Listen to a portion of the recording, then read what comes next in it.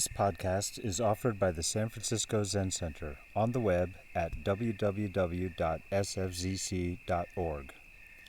Our public programs are made possible by donations from people like you. Good evening. In case you can't tell, I'm really happy to be here with you all and very, very grateful. Grateful to Abbot Mako for inviting me to speak. I'm grateful to everybody who is taking care of Tassajara and this valley. I see how hard you're working.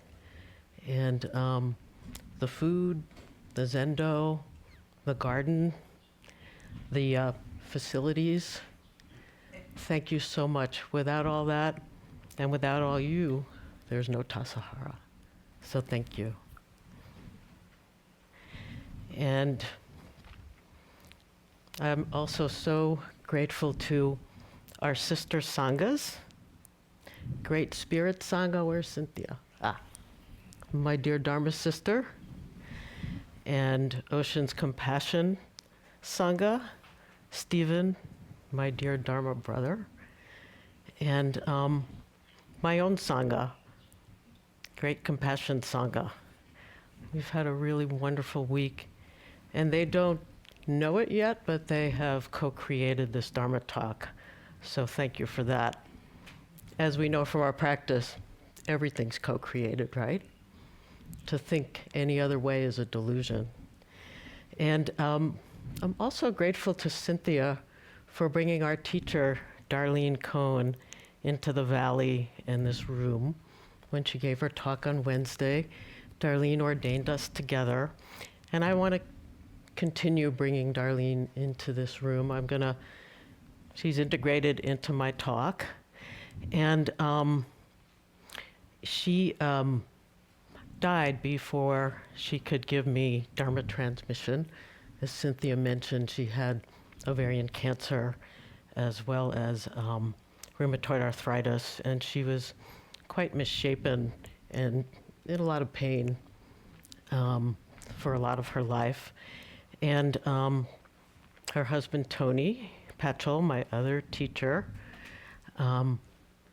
gave me Dharma transition that is recognizing a full flowering of being a teacher and authorizing us to teach independently. And an artist who knew Darlene very well made this Dharma stick, also known as a kotsu. And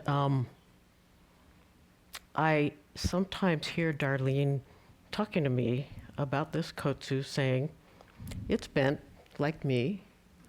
And then I would add, it's very strong. Darlene was really strong and also sparkly. So the student who made this kotsu really knew her very well. And when I hold it, when I bow to the altar with it, she's right here with us. Right here and there and everywhere.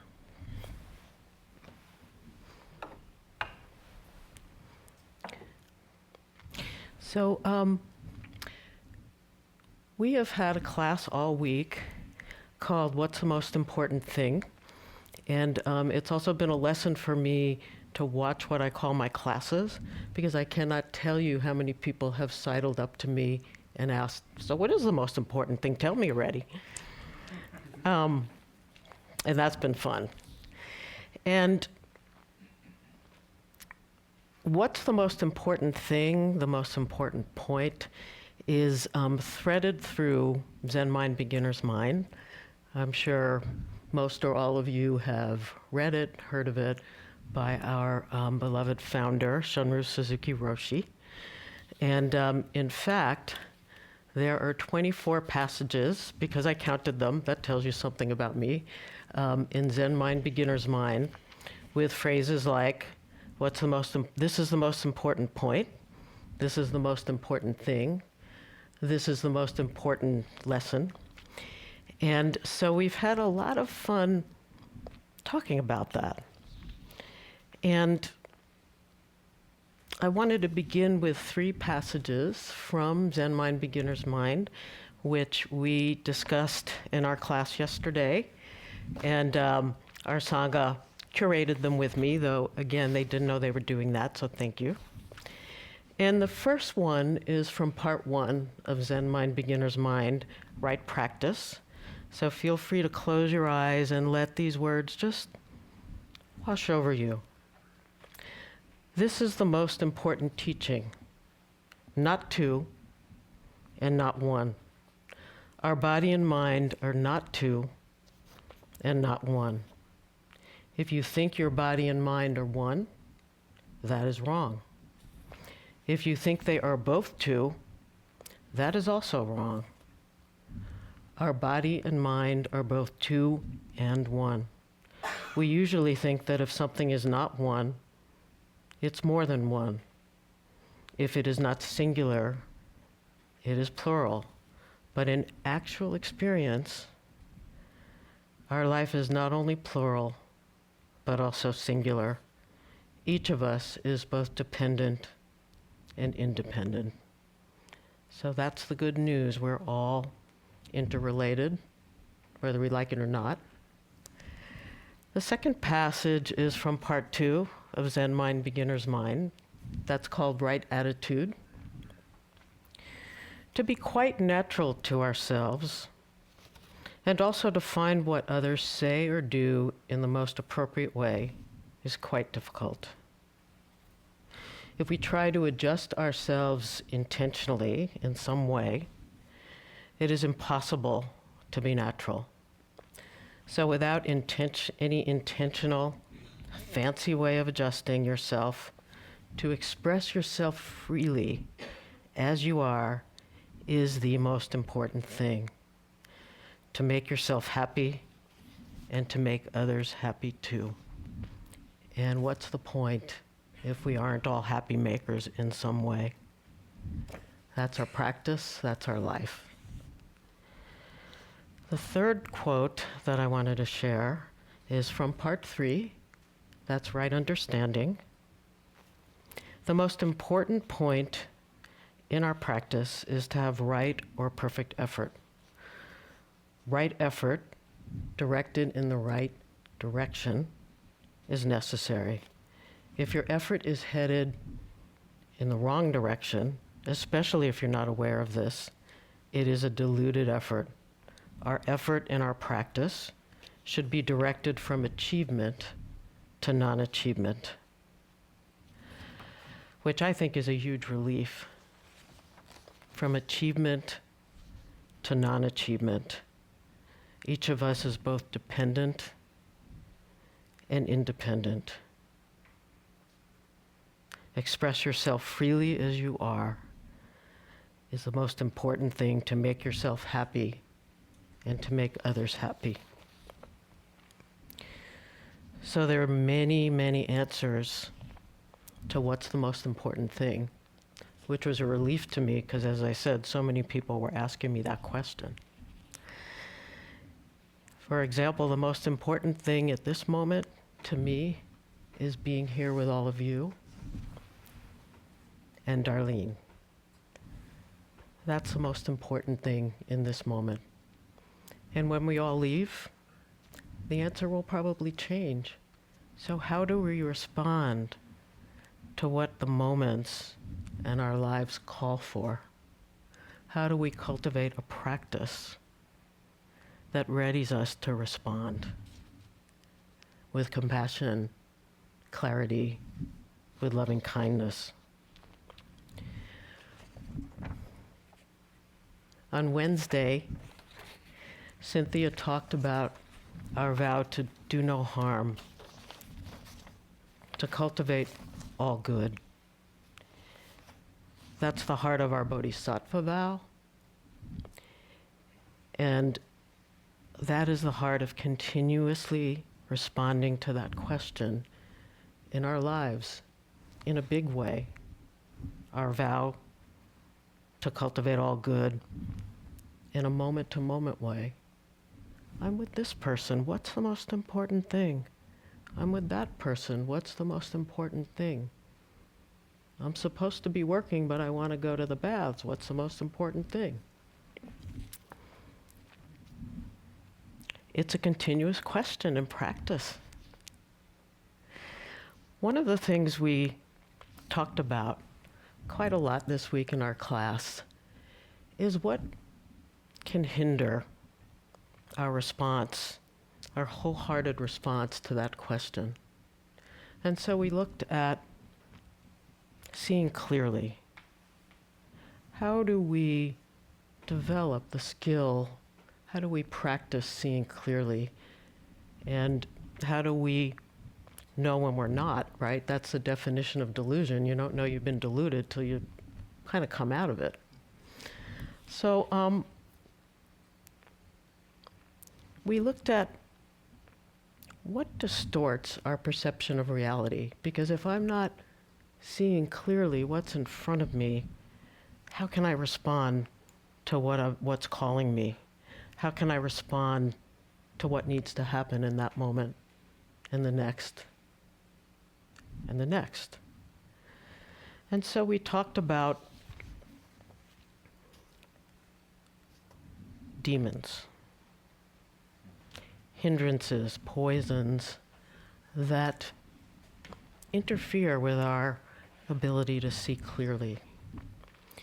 And of course, in our Zen practice, the classic hindrances or poisons are greed, hate, and delusion. And then there are offshoots that I think we're all familiar with that I call children or close cousins. Insecurity, criticism of self and other, jealousy, envy. You can nod your head, it's okay. What we all experience as humans, and there's nothing wrong. And we'll continue to experience it. And we get to wake up.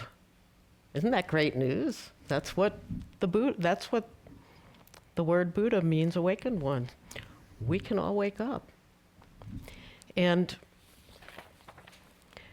when I began practice, this may be a really big surprise to some of you, but I was suffering. And I felt so met by Darlene. And fairly early in our relationship, I had a practice discussion, Dokusan, with her, one-on-one conversation with your teacher about what's up. Sometimes from a practice point of view, sometimes you study text together. And so I kind of dragged myself into her room, and I felt very downtrodden. And I just said, I feel overwhelmed by thoughts and voices. And she was so delighted. She said, demons. You've brought your demons. And we get to meet them together. And it felt so, we use the word liberation in practice, right? We practice and we move from the shore of suffering to liberation and freedom, and to face really negative, harsh voices of, you're no good, and et cetera, with her, and her being so delighted in a way where I felt seen, not diminished, really inspired my confidence and a lightness of being. A lightness of being, because we get to wake up together. And so she said, let's invite him in for tea and scones. Why not? And that's what we do at Zen Center and many Zen centers. Anyone ever been to a Zen center around Halloween? Raise your hand. So for those of you who haven't, we have a ceremony called Sajiki, and it's one of the few times you get to raise a ruckus in your meditation hall, and many people come in costumes. And the thing that blew me away the first time I went to Sajiki is that the altar was loaded with food, organic apples and raisins and nuts and really good food. And the doshi, the priest leading the service, came in with a staff with these metal discs attached to it. And every time he walked from the outside to the inside, you heard him. And then everybody started clanging their pots and pans together. We were calling our demons. We were inviting them to join us, welcoming them, and nourishing them. And this was a real revelation to me. Especially, I don't remember when I had that practice discussion with Darlene, but it was before my first Sajiki. And there are these paintings of greed, hate, and delusion, which are kind of scary. But we were all together calling our demons, whatever those demons were and are, and we nourished them. We turned towards them. And that is a metaphor for meeting our hindrances, meeting whatever is within us that causes us to hold back, to turn away from seeing clearly, to turn away from connecting with someone we love or connecting with someone we don't love when there's a need to commune with them. So one of the things I learned at the next year's Sajiki, symbolically speaking, is there are many ways to nourish your demons, because the altar that year, as opposed to organic apples and so forth, had Milky Way bars and M&Ms, and someone said a different person did the altar this year. They nourished their demons a little bit differently. And so how do we nourish our demons? How do we turn toward them? How do we hear them and hear what might be underneath that needs to be taken care of? And to be able to see clearly, to be able to answer that continuous question, what is this moment calling for? What's the most important thing? We need to walk with our demons, and we need help doing it. We need teachers, and we need Sangha or community. We need help, and that's okay. Just give me a moment, because I'm a little riffing, and I just want to see if I've said at least some of what I planned. Okay, it's good so far. So one of the things I love about our practice is that, we teach non-self, no self, and yet this nourishment is a metaphor for self-acceptance, because you can't have a light relationship with yourself and your idea of yourself until you accept yourself. And then you can let go a little. Then you can start to remember it's not me alone. There's community, there's Sangha. There's so much that supports us. I think one of the really wonderful aspects of being a Tassajara is how that is just brought forward. Everything that comes together to support us to practice and also to take care of Tassajara for those of us in Sangha weeks, and to enjoy Tassajara for those who are in the Zen and Yoga retreat. And your energy nourishes us and Tassajara as well. So thank you all. And one of the things that's always stayed with me in working with Darlene as a teacher is she called our demons our tendencies of mind, which for some people made it a lot easier to connect with. And knowing our tendency of mind intimately and deeply is a way of nourishing our relationship with them so that we can see them when they come up, right? So we can see them and speak or act or both wisely to cultivate all good and to clear the way for responding to the moment, responding to what's the most important thing. And it's doable. We can turn towards our demons. We can recognize them. We can get to know them. And we can see when they come up. Oh, I'm feeling really insecure. That's one of my demons. And if that is triggered, I just think I'm not good enough. And it doesn't have such a good impact on my communication or my relationships. So the more deeply I know that, I can see it come up and do something different. And it doesn't mean turning away or pushing away that tendency of mine. It's walking with it. It's meeting it, like Darlene was. We were side by side, laughing and meeting the demons. And we can do that together. That's our practice.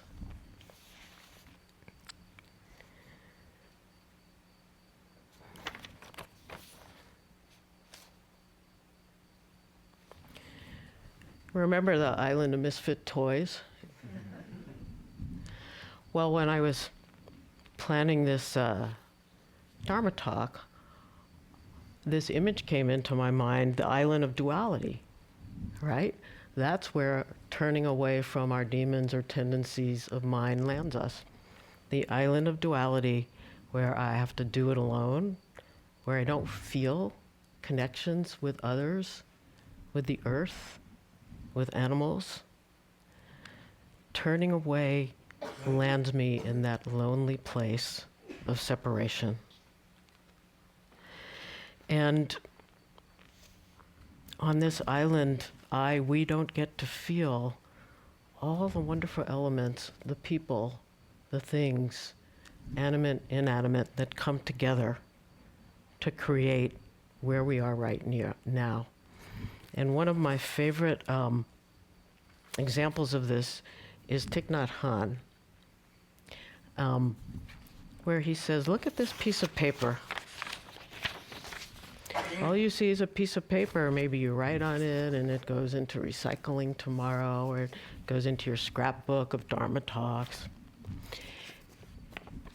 But if you really look at it, you see the sun. You see the trees. You see rain. You see many hands making this piece of paper, getting it to us. Imagine that in a piece of paper we can see the sun, the rain, everything that nourishes the trees. Hopefully more were planted after they were harvested for the paper, let's hope. Imagine living a life like that. Imagine sailing off the island of duality and coming to the island of connection, this world, right here, right now, waiting for us. All we need to do is see it. All we need to do is see it.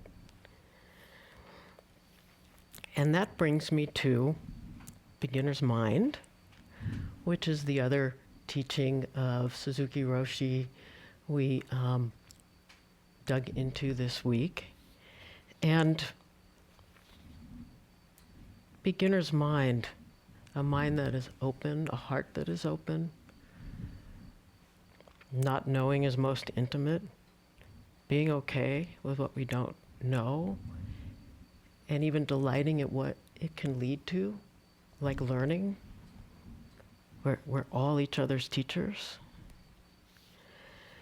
And so we looked at how do we cultivate beginner's mind, especially after you've been around for a while, right? Whether it's practice or a profession or in a relationship. Darlene and her husband, Tony Patchell, were together for many, many years.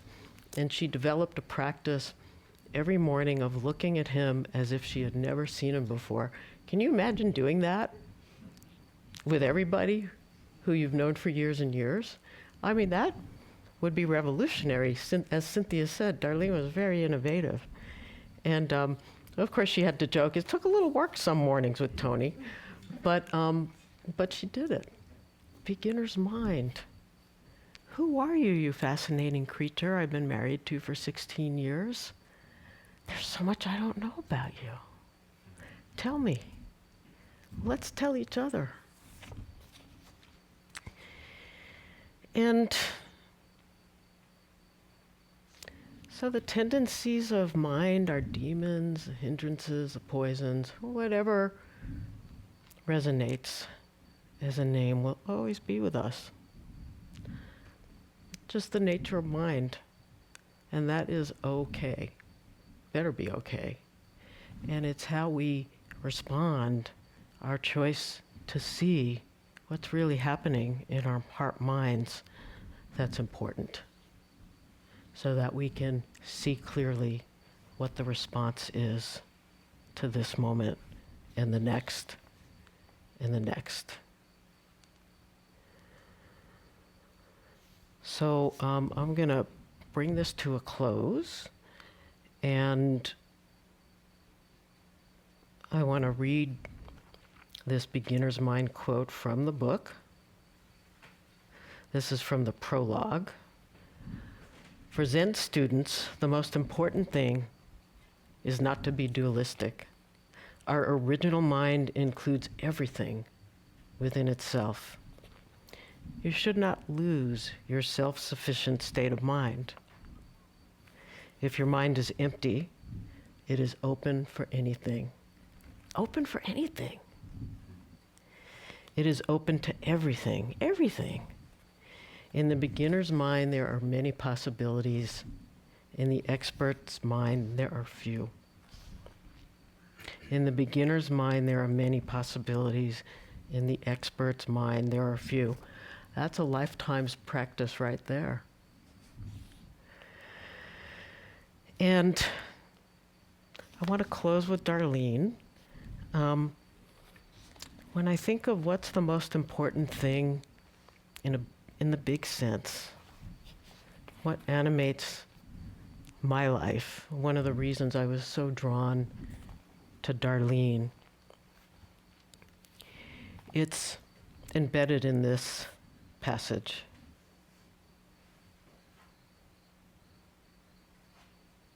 Which I will find in just a moment, I guarantee you. I will read it from here rather than her book.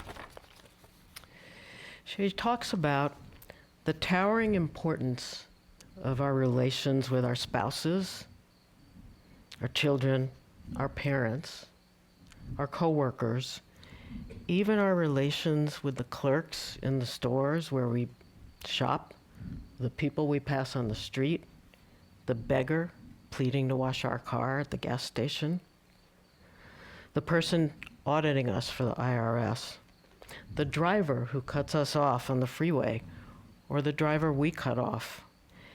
Everybody counts. None of these relationships is more sacred than any other. All these people are our teachers. Each encounter is an opportunity to receive the teaching of compassion, to be suddenly struck with the interconnectedness of all life.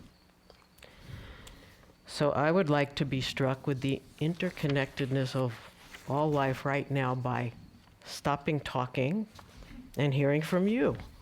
Your questions, your comments, anything you want to share. And I thank you, and I thank Darlene. Thank you for listening to this podcast offered by the San Francisco Zen Center. Our Dharma talks are offered free of charge, and this is made possible by the donations we receive. Your financial support helps us to continue to offer the Dharma. For more information, visit sfcc.org and click Giving.